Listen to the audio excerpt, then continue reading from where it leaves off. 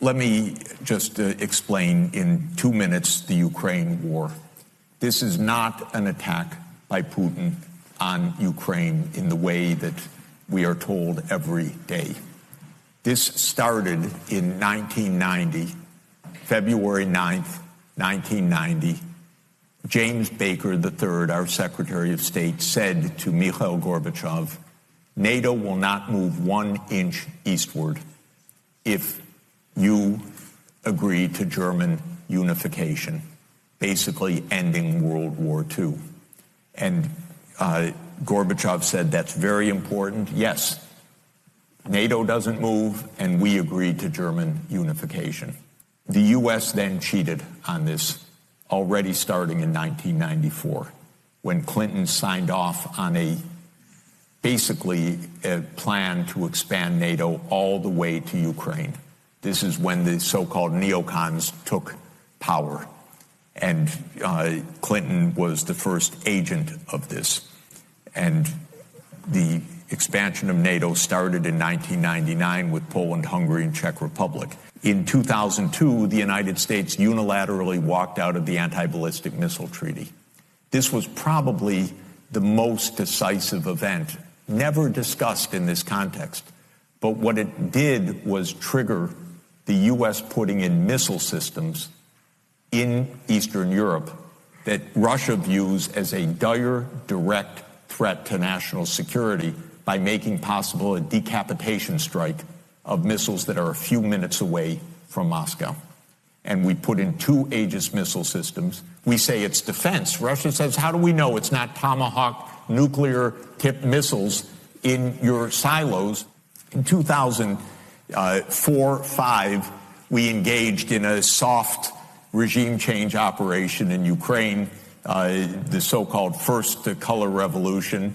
And then the U.S. had its dirty hands in this. It should not meddle in other countries' elections. But in 2009, Yanukovych won the election, and he became president, and in 2010 on the basis of neutrality for Ukraine. That calmed things down because the U.S. was pushing NATO, but the people of Ukraine on the opinion polls didn't even want to be in NATO. So in February 22nd, 2014, the United States participated actively in the overthrow of Yanukovych. A typical U.S. regime change operation, have no doubt about it. And the Russians did us a favor. They intercepted a really ugly call between Victoria Nuland and the U.S. ambassador to Ukraine, Jeffrey Piot, who's a senior State Department official till today. And they talked about regime change. They said, who's going to be the next government?